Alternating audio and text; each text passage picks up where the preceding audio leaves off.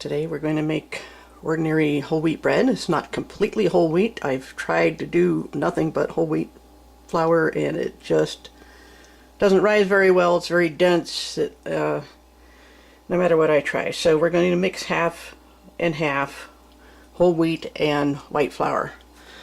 Here, as I show in more basic steps in my sandwich buns recipe video, but here we have the yeast, water, and sugar setting up, getting foamy and doing, getting that nice and started. Over here we have a quarter cup of olive oil that we're going to add, and this is the brand I use. And I think the most important thing about olive oil or coconut oil is that it's cold pressed. And in here I have a little, what I call a little starter kit. It's about half a cup of the whole wheat flour, the salt, and a little bit of sugar, well, most of the sugar. I have a quarter cup of sugar, and what I do is I put the sugar in that bowl first, and then I take out half a teaspoon and put that in the mixing bowl to go with the yeast. So there's a total quarter cup of sugar, and then take some of that out. Then I add the salt and the flour to that.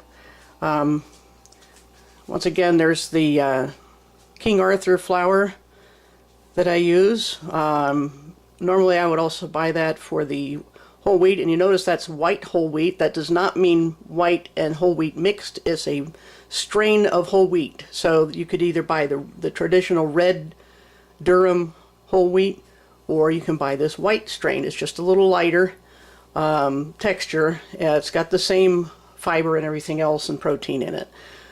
And there, once again, as before, is the bulk yeast that I buy. And we're just about ready to start mixing, but in the meantime I have greased the bowl that I'm going to do the first rising in. Just rub it with butter. And here's the loaf pan. You'll notice, let me move this out of the way a little bit. It's got more square edges. It doesn't angle out at the top like some dessert loaf pans do. You can get these on Amazon or wherever you need. It's just aluminum, but I don't care because it's not going to touch my bread. What I have in here is, first I greased it the way I greased that other bowl. I just rubbed it with flour, or rubbed it with butter really well in every little corner, and then sprinkled white flour on it. This is kind of an old school non-stick surface, and you want to make absolutely sure this loaf is not going to stick to that, because if it sticks when you try to dump it out after it's cooked, it's pretty well ruined. Unless it only sticks a little bit, and then somebody's slice of bread is going to have a chunk out of it. But err on the side of caution when you flour this. This is greased and floured loaf pan. Try to get especially those corners, and make sure that there's flour everywhere so it will slide out when it's done cooking. So now back over here to our yeast. That's easily ready to go. I'm going to add my oil and then the starter kit, and I'm going to start the mixer going, and then after that I'm going to add the other half cup of whole wheat flour little by little, and then the rest of it's going to be white flour, and I never know how much that's going to be. It depends on humidity and temperature in the room. So I will get that started, and then I'll pick up again when the dough ball is ready for first rising. Here's our ball of dough.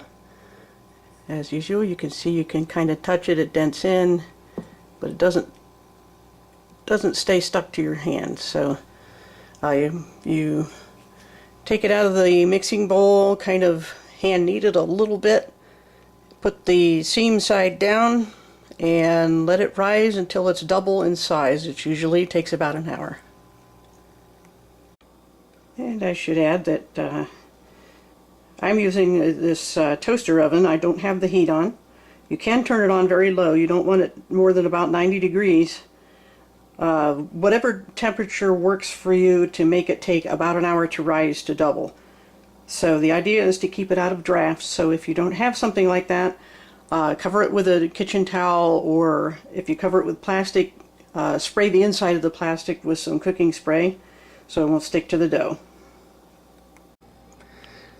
Okay, I took the dough out and it was mounted up pretty high, and I did what's called the punch down stage. You actually punch it down, literally. It gets out some of the gases produced by the yeast, and so now I'm going to reshape it, stuff it into there, and then let it rise to double again. Here it is after stuffing it in, and once again you want that to double, so it's going to go a little bit over the edge, the top of the loaf pan, and then we'll maybe give it a little couple of pats on the top to get out any other air spaces while the oven heats. You can see here that we have the loaf has been rising while we waited for the oven to heat up, and we're going to cook it at 350 Fahrenheit for about 27 minutes. It works for mine. Yours may vary, but I would recommend it cooking it at least 25. It's okay if the top gets a little too brown. The important thing is you want to thoroughly cook the rest of it, or it won't come out of the pan well, and that's really important. So we'll check it again when it's time to take that out. And here we are. Nice solid golden top. Sounds kind of hollow. You can see it came out pretty clean out of the loaf pan. I lay it on its side. I was always told that when you have any kind of rising loaf that it's best to let it cool on its side so to discourage the top of it caving in. It shouldn't cave anyway if you did it right, but it doesn't hurt to be cautious. And you can see it came out of there pretty well. There, most of the flour is still on there. It's got kind of baked in, but it separated the loaf from the pan.